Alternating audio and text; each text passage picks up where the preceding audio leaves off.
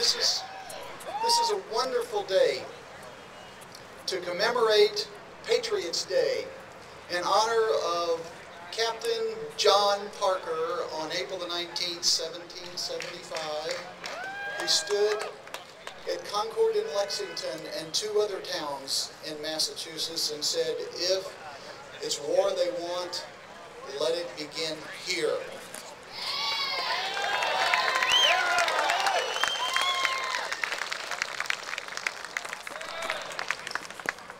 My name is Dick Heller, and I'm here to welcome you to my hometown, Federal Constitution Corruption City, D.C.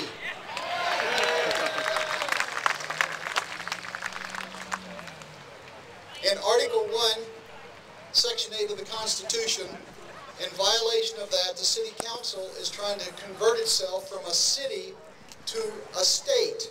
They want statehood. They don't seem to have much use for the Second Amendment either, because they managed to erase the Second Amendment from the Constitution in D.C. for 32 years. And we had to have a little discussion about that at the Supreme Court. And as for the central government, at one end of the mall, over here in the White House, what they think their job is to set gun policy, to set policy for gun confiscation, and at that end of the mall, on Capitol Hill, the Congress tries to weasel through slow squeezing legislation to slowly take our guns out of our homes and out of our hands. I know how you feel. I stood out there just like you. I was Mr. Anybody in the crowd, or there, or there, or there, and I was tired of being abused by my government.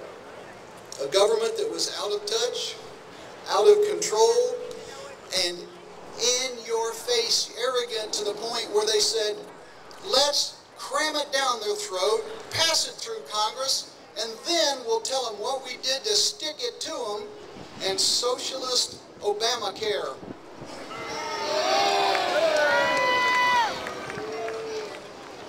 So, I have two messages for you. My first message for you today is that it's not about me after the work we've done. The message is about you. You folks are the message. Make them hear you. You got that?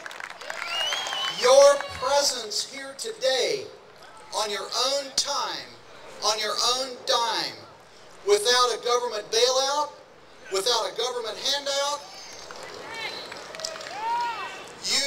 is the message. You stand here at the ground zero, at the center of corruption and power grab for America and the world.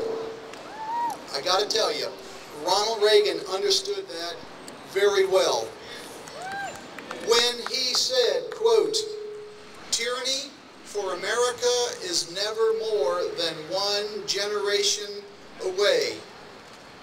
We stand here today with our finger in the dike. We are what's preventing this wave of socialism sweeping over us, over America, and over the world. Our finger is in the dike. Thank you. Allow me to put this in Second Amendment perspective now. Mao Zedong said, all power comes from the barrel of a gun. They killed millions. Do we want a communist running America and disarming us? No!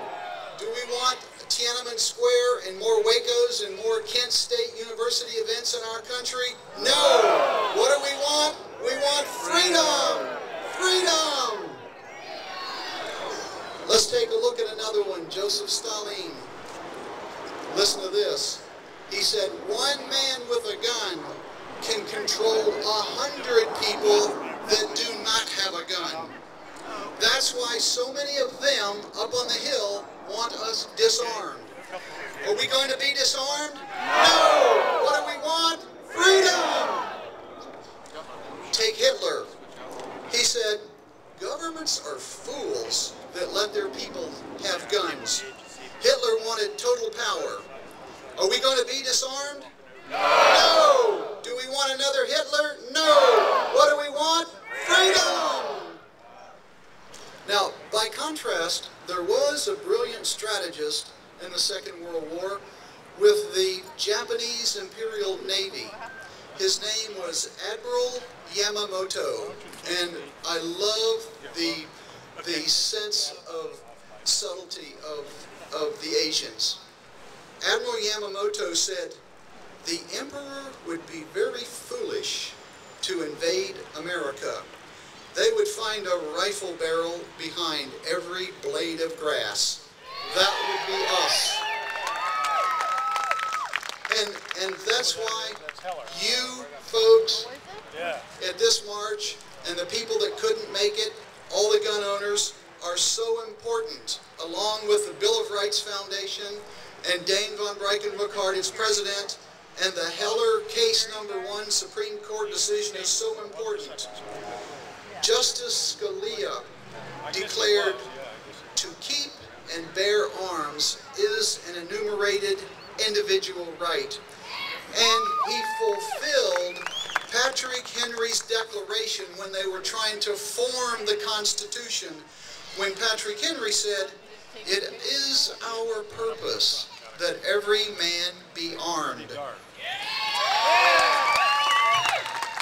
And that's why you're so important. You are the historical, armed militia, unorganized, in the Constitution. And at the same time, you're the new political army, which is why we'll probably never have to actually use our guns politically.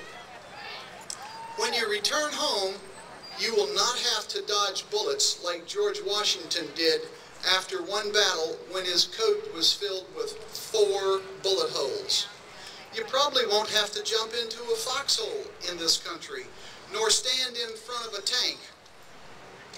You are today's, what I call now, not so silent army of freedom. And we campaign and we vote. It's our job to make sure that the right representatives get elected for Congress. We elect the right president at this end of the mall, and that we are very fastidious in selecting the right judges back in your home states so that they can perk their way up to the Supreme Court so we have the right decisions there in the future. I used to stand right there in the middle of the crowd as a security guard, not knowing what to do about the problems that I saw in this country until I really joined a team of like-minded people like you. And I'm still doing my part. Heller case #1, you may know, took us 15 years from its inception to get our decision at the Supreme Court. And now that Heller #2 has been rejected by the D.C. court system, I say that's a glorious day. My team, the NRA, the National Rifle Association, and the Bill of Rights Foundation will be spending probably the next 3 years working and fundraising as the Heller 2 case perks its way up to the Supreme Court. We're going to keep after them and keep after them and keep after them until D.C. gets it right. And then, when D.C. gets it right, all of America will know how to get it right on the Second Amendment. So with the leadership that you meet today, you can return home armed with new ideas, new motivation, and help get out the vote. Campaign for that special candidate that wants smaller government, no deficits or deficit spending, and is very pro-Second Amendment.